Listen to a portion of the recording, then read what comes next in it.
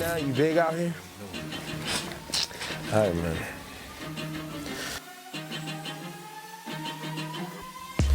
Got fresh Nikes on or something? I'm trying, man. What do you mean trying? You living, man. You Lenny Thug Barber.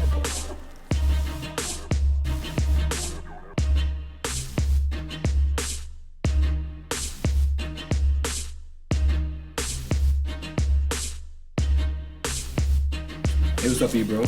Hey, what's up, Lenny? Thank you for filming with us. No, thank you, sir, for having me upon your blog. And first question I have for you is, Yes. what was your first introduction to hip hop that you can recall? Had to be. I mean, it had to be, you know, Curtis Blow, Sugar Hill Gang, you know, all that early '80s stuff. Right. One of the first tapes I bought, or my mother bought for me, was the Run DMC King of Rock. She had bought for me. Prior to that, you know, we was just hanging outside this store by by the complex that we lived in, and you know, on the West Coast, and we would just, you know, we used to buy like these things called Fat Tape, and it was like posters of, you know, LL Cool J or, you know, Crush Groove posters and all that. So it was definitely early '80s, you know, like probably I was 7, yeah, so 82.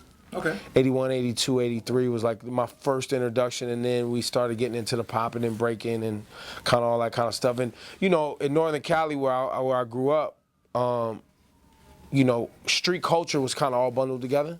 So you had cats popping and breaking, you had cats doing graffiti, skateboarding, and BMX was kind of all happening at the same time for black kids, white kids, Spanish kids, no matter what you were. It was kind of. So were you popping and rocking? Nah, I was more into breaking a little bit. I could do a little something, you know what I'm saying, ticking on fools, you know what I mean. But yeah, nah, I wasn't really that dope at that. Okay. All right, cool. And first of all, congratulations on your 22nd Summer Jam. 22 of them, man. 22 Summer Jams. I remember Michael Jackson coming out. Yeah, that was big, man. That was big, and that was before. Jay brought out Mike. A lot of people don't know that was before we was at the big football stadium. That was when we was still in the arenas, you know, selling about 15,000, 18,000 tickets. And then in 2003, we had 50 Cent, we had Eminem, and we took it to Giant Stadium at the time. And we've been at MetLife now, Giant / whatever, for the last, since 2003. Damn, 12 years there. So since you transitioned over from the 15,000 seats to the, what, 50,000? 50, yeah, 55. You guys sell out when the first time we did something? Yeah, we've sold all those tickets before, but here's the thing: we went to a larger venue because the demand was so high for the tickets, but also a lot of people don't realize we end up giving away like 8,000 tickets, you know, just to like listeners of the station out on the street in the parks, because I think our philosophy has always been that this is kind of the one celebration in New York City to celebrate the music, celebrate the artists, celebrate the listeners, kind of everybody in one space at one time, to have one full, you know, day party, if you will. And that's kind of how we look at it. We look at it as a big party.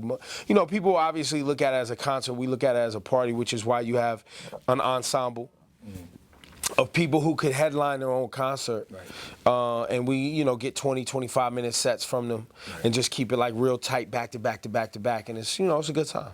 I actually love the festival stage. A lot of people like the festival. I'm not gonna lie, I think the festival stage is like one of the dopest ideas. Yeah, nah. Shout to R.I.P. Chris Nadler, man. I was one of his children, and we, you know, we've. I loved you, Chris. He's the one that actually put me on. Yeah. He you know, thought that up, and we just built it, and now it's become its own thing. The festival stage, and then the stadium stage, and a lot of people debate, like, you know, what's the main stage? And like you said, a lot of people like the festival stage. Some artists are intimidated and don't like how big the stadium is. It feels it's not intimate enough for them. So we have the festival, you know, so we try to, you know, offer two different types of vibes in one day. Cool. And who you look forward to seeing for Summer Jam this year? Like, is there one artist that you're like, I can't wait till he hits the stage? I would have, look, man, you know, I know too much, man. So, you know, there's things I'm waiting for that I can't tell y'all about yet, you know what I mean? So, look, I love watching a lyricist like Kendrick step on a stage that massive and everyone like reciting the word for word, and, you know, the things that Kendrick stands for. I mean, it's awesome to see the cats that have party vibes jump up there, you know? Big Sean, Meek Mill, Fab and Friends, you know, that's going to be dope. So, I look forward to all of it. I think ultimately I have never seen one of the shows before because I'm always working. I've seen this little piece of that little piece, but I've never actually watched the concert. I'm more looking forward to it, unfortunately, being over than I actually get to look forward to the actual day. My joy that day is just seeing people in the audience singing the songs. I enjoy that. I enjoy seeing people on dates with their loved ones, hugging and kissing and just enjoying the moment. Just that, black people, white people, Spanish people, Asian people, all together, young, old. Like, that's where I get my joy mostly. So. And how do you feel like with the state of hip hop today? Like, do you feel like we're moving forward? Do you feel like we're staying? Man, I feel like the state of hip hop is amazing. Right. I love where it's at, actually. I love that you don't have to be on the radio to get out here and make money as an artist. Right. I've always, like, even in the early 2000s, I was, when the record labels were giving out, late 90s, the record labels was giving out so much money. A lot of artists wasn't really working no more. Right. They weren't touring, they weren't doing as many shows. They would get the check from the label, put out an album, and then do whatever. Right. I'm glad that is over, and the essence of, for me, what I believe hip-hop was great at was the live performance, the connection with the audience. Like, I'm so in favor of our culture being at that phase where artists have to build themselves by going town to town, taking their little money, selling their little shirts, driving in a little van, meeting people, going to colleges. Like, that's what, right, man, that's how, I remember it. You know what I mean? When I was coming up, it was like, man, you were nobody if you didn't have a live show. You was nobody. You couldn't just, it wasn't just about the radio. And look, I work at radio, and there's a lot of artists we don't play because they're not mainstream enough, or, their music hasn't crossed over to a mainstream enough audience. But, we pay attention, and we, try to help foster some of that. But I'm still in so much favor of artists that are out here, and you guys are creating your own followings, making money, selling your merch, doing your thing. I think that keeps the culture healthy. Like, without that, there's no hip hop. Right. Does anybody particularly think we should be watching out for? I mean, artists that I think one day, might be more mainstream. Look, I'm a big King Los fan. I love King Los. I love. Yeah, King Los is real dope.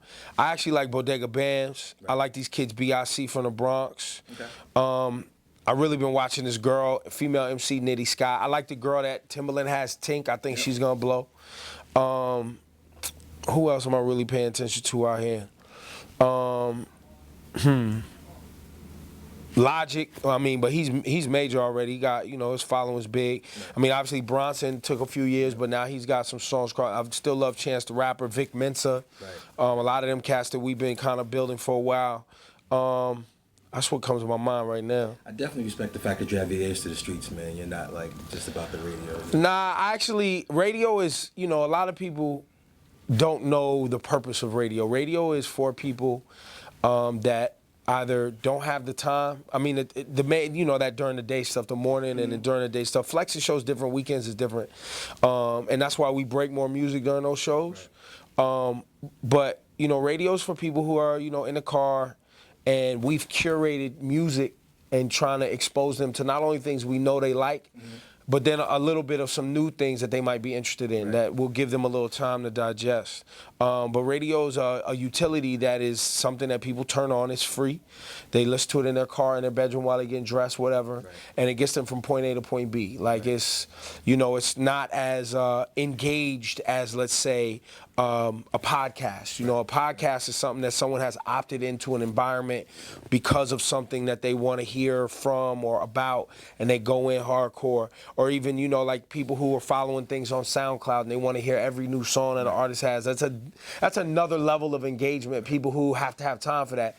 Radio's for those hardworking 9-to-5ers, man. Blue collar folks that got kids in the mortgage. They don't have time to be on social media all day. They don't have time. They want to turn it on, figure out what's popping, and go on about their day and just know what everybody else is talking shit about. That's dope. So speaking of which, how do you feel about the future of hip hop? You feel like we're... Nah, I think it's amazing. Like, when you have an artist like J. Cole going platinum with no features on his album, selling out shows, and then you got the Kendrick Lamars, and you got people like Travis Scott's who are like, out here like rock stars, and you have, hell, even Drake for that matter, who created his own thing and his own sound, and, went out and doing tours. Like, Drake's 26 years old. Yeah. You know what I'm saying? Like Kendrick Lamar's 28, J. Cole's 26. Like they're gonna be around for a while, and they stand for something quality. So I think that's a great place for us to be. I think people, the 90s in hip hop was such a unique time that we may never see again. Just like in other music formats, right? Where you have like rock and roll had that era, you know what I mean? Where you had the Beatles and the Rolling Stones and you had, you know, all of these different artists that just came on because it was a new thing, right? And that's kind of like the golden era, right? I mean, hell, to this day, people still rocking AC/DC, Sabbath, Led Zeppelin. Like, nothing will ever stand next to that shit and should never even try. And I'm the same way when it comes to hip hop, fan. Don't come talking to me like you gonna bring back that feeling that we had in the 90s. You not. You need to go try to get a new feeling. Right. And, you know, maybe it's based on some of those older emotions, but you'll never be able to recapture that emotion because it was genuine. It wasn't fabricated. The music was well done. Like, it was at a time when the thing that was special about 90s rap was several things to me. Everybody couldn't rap. Right. You had to either have somebody with money that showed interest in you because you had skills, then they had to pay for studio time for you to go to the studio and record. That's not happening now. Everybody and their mama can jump on GarageBand and record something. So now it's not special, right? So you have that part. You have the part that sampling at that time, the rules was different. So people were sampling classic records that you can't even get cleared to use now. Like, they won't even let you use them anymore, right? So those two things right there are reasons why that time period will never come back. But this is its own time period. Like, we shouldn't look past this. We shouldn't look past Kanye West. We shouldn't look past Hove, who's been around and successful and doing other business things. We need to not let that shit go. Like, we need to be like, yo, that's hip hop. We're proud of that. Like, this moment needs to be remembered. We need to remember the moment that a J. Cole and a Drake and a Kendrick Lamar existed at the same time, and you still had the other more ratchet stuff like the Young Thugs and the Yo Gottis, and you had this nice balance of consciousness and street shit, and you know what I mean? And even, big up to the one-hit wonders that come out and put out the disposable shit. Just like in the 90s, people forget, we had mad disposable hip-hop in the 90s from artists that you never heard from again. From records you throw on right now, you'd be like, oh yeah, this shit was horrible, but it was great. You know what I'm saying? So I think we're in a zone where we got a nice balance, man. Dope. Appreciate that. Yeah. One question. So it's 420. Yeah. And smokers smoke. Right. What's your favorite 420 song? My favorite 420 song. Top three. Ooh, that's hard. I have to go with Styles P. I have to go with Farside Past the Pipe. And I would just have to literally go with the first Cypress Hill album. Right. Like, the first Cypress Hill album is just, man, that's quintessential front to back. You know, and then, but this, so I can't never do this where I'm never good at this, because then I start thinking about Bob Marley tracks, and I start thinking about just, you know, Till Shiloh, Buju Banton album, and then I start thinking about fucking, it's just so much music, man. There's so much music, and you haven't even got to Snoop Dogg yet. Right. You know what I'm saying? I ain't even talked about the Loonies. I got 5 on it yet. Like, there's so much material as it becomes, you know, celebrating marijuana smoke. I mean, it's part of culture, so. Dope. Thank you very much for this interview. Yo, Lenny got a blog, man. He used to cut hair. He used to do parties. Now he got a blog, man. This guy's big business. He's got special equipment.